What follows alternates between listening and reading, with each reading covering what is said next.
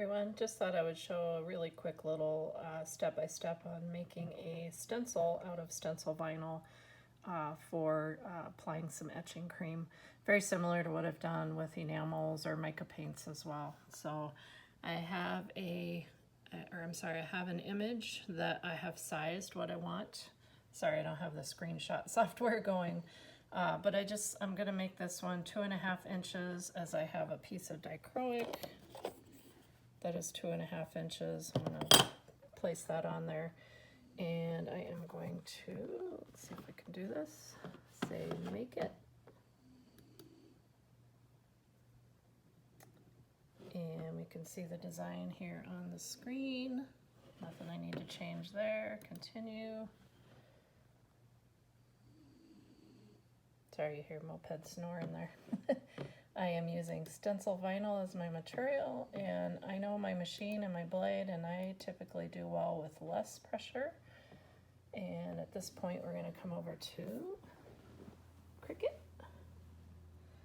I have cut a piece of stencil vinyl, 3-inch square. And I'm going to hit the flashing button. Whoops, it didn't load. This is the part that's tricky for me to do when I'm trying to hold the phone. Let's try it again. Okay, I'm going to set the phone down and edit this step out. Hang on. Okay, I was able to hit the button, and now I'm going to hit the go button.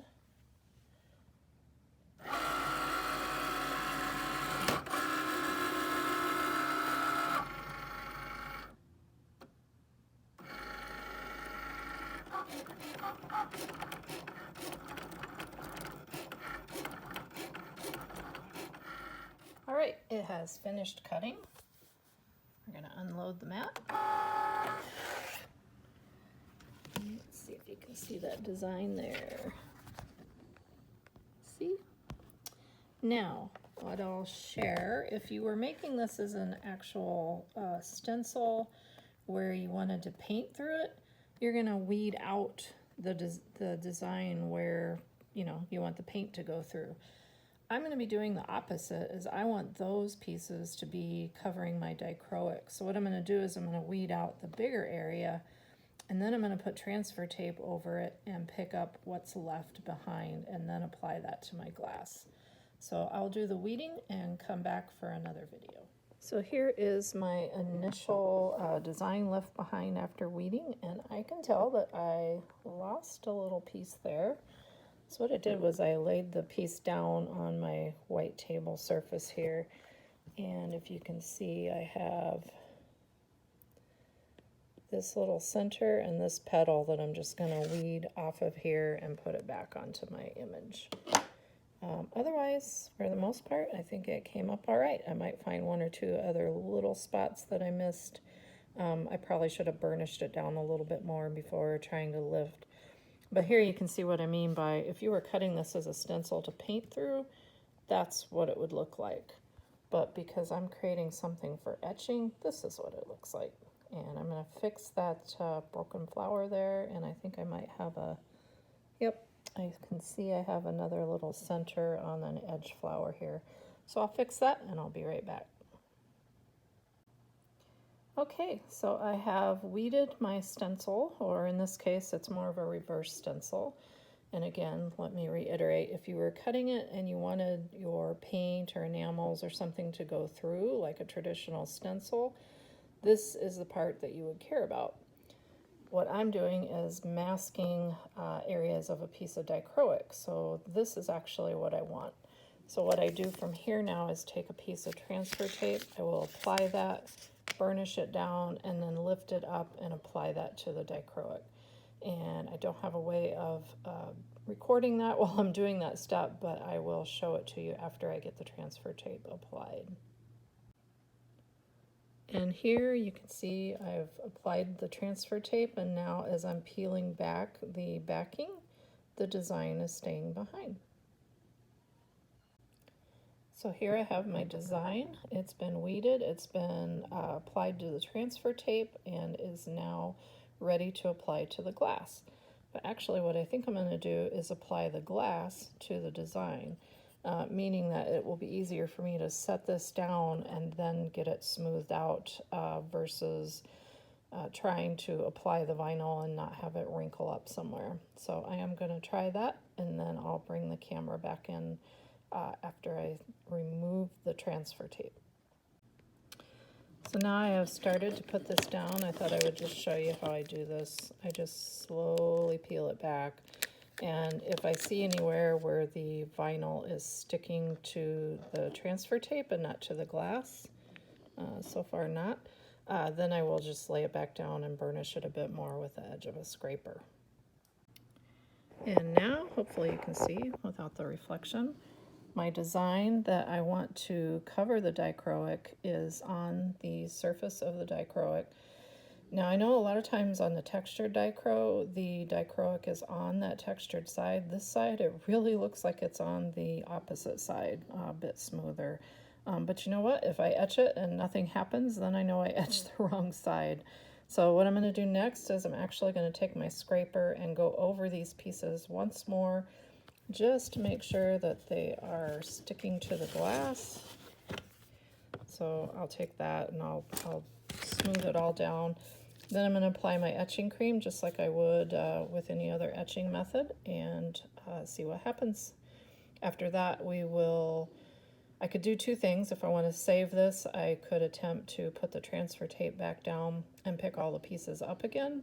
I'm not going to worry about it. It's a 3-inch piece of vinyl. I'll probably end up just scraping them off, and then you'll see the design left behind.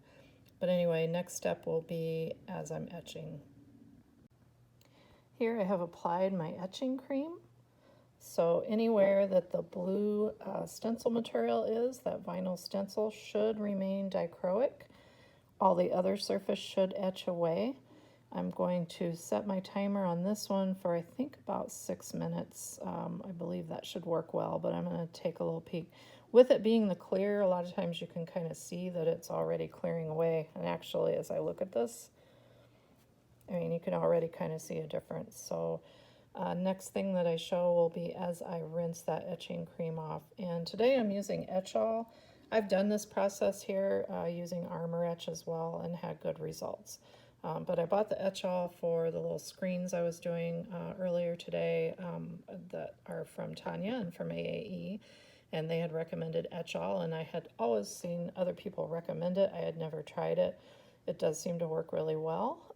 But again, we'll be rinsing this one off shortly and see what's left behind.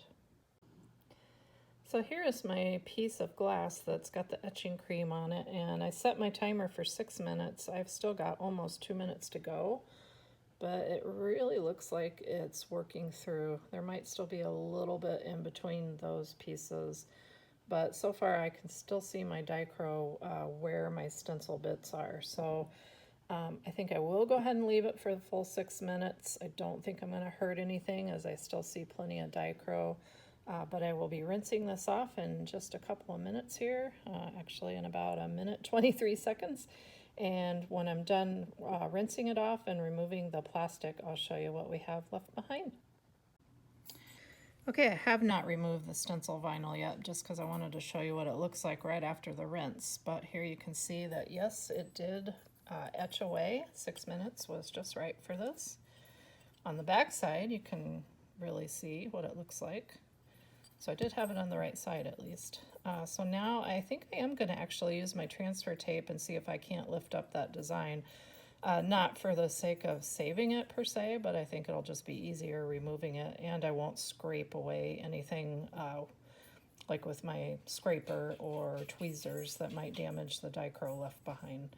So next image will be cleaned and dried and ready to fire, but I'll show you what it looks like against a black where you'll be able to see it quite a bit better.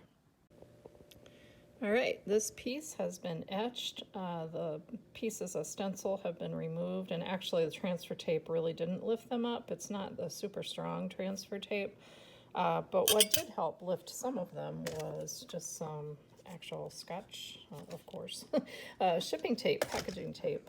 So I did put some of that down and was able to lift off a lot of the little bits. But here you can see my etched design.